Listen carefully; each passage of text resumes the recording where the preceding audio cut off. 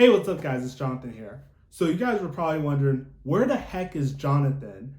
The market is crashing, everyone's losing money, and this guy is taking a freaking vacation. Like, what the heck is wrong with him?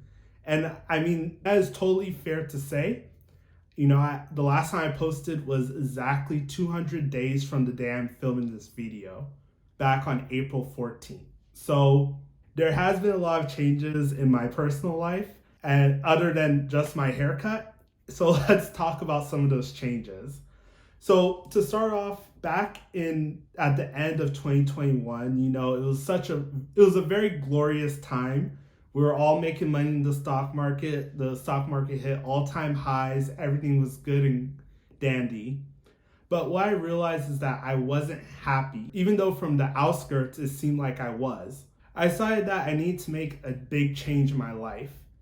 And the big change I ended up making is that I pretty much got a new job. My old job wasn't a terrible job, but it was a job where I started to notice what had happened is that there was a new management in place, and that management wanted to take my team into a certain direction, and I wasn't really jiving with that direction.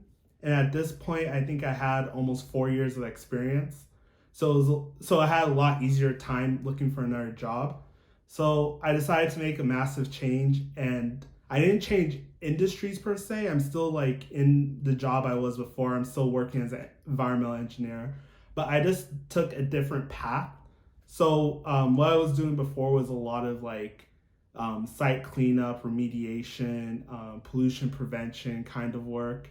And now I'm working more on drinking water, which is what I initially wanted to do anyways when I graduated college. So I got a really awesome opportunity to do that. It also helps too when you get a little bit of a pay bump, but that wasn't the only reason why I took the job. So I did get a new job back in, I think it was March when I took it. So because of that, it has been a significant shift. It's not necessarily like a job I'm working like 100 hours at, but it's definitely something. It's because I was changing fields. I basically had to learn a lot more, had to relearn pretty much all the technical stuff that I learned in the past at my previous jobs. So that was one reason why I stepped away from YouTube. But more importantly, the real reason why I stepped away from YouTube was that because with this new job, they actually pay you more if you have your professional engineer's license. So, and basically what I've been trying to do ever since I started this channel was to try to juggle studying for that licensing test versus posting videos. And obviously posting videos definitely won, as I was posting multiple videos a week. But the problem became is that I pretty much gave no time to studying. So because there was a financial incentive, I was a lot more motivated to do that. And I always talk about on this channel, it's always important that you maximize your income as much as you can. Basically, I stepped away from YouTube so I could 100% focus on getting that license. And after 4 months of rigorous studying, I did pass the test. Very glad about that.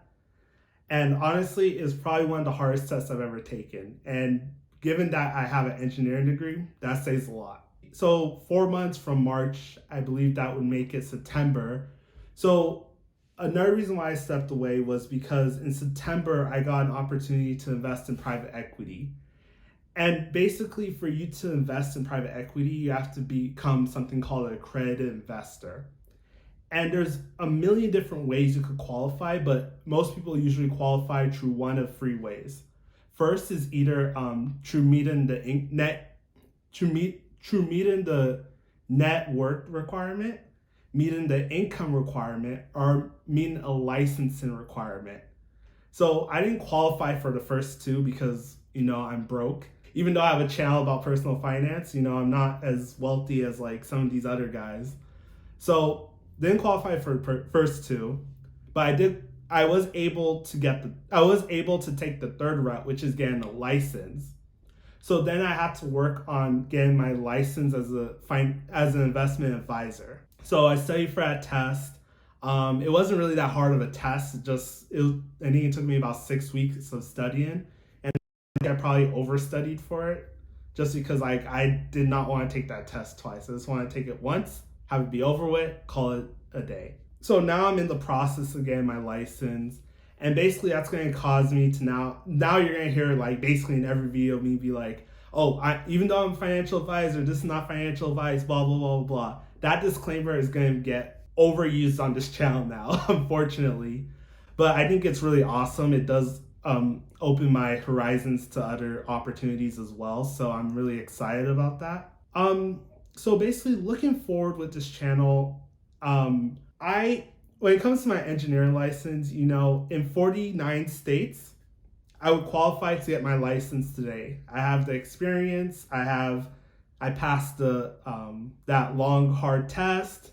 But since I live in the great state of California, the word California and regulation are like synonymous to one another. I have to take an additional 2 more tests before I get my license. So right now I'm kind of in a waiting pattern because I think you have to like get approved before you can even take the test. So I have to wait to get approved. And then once I do that, then I can start taking those tests. But basically, I still, again, want to focus 100% on passing those tests so I can get back to focusing on YouTube full time, or at least full time in lieu of my full-time job. But there is a lot of topics and a lot of things going on right now that I really want to discuss on this channel. So what I'm going to do is I'm going to try to post as many videos as possible as I can in between everything else that's going on.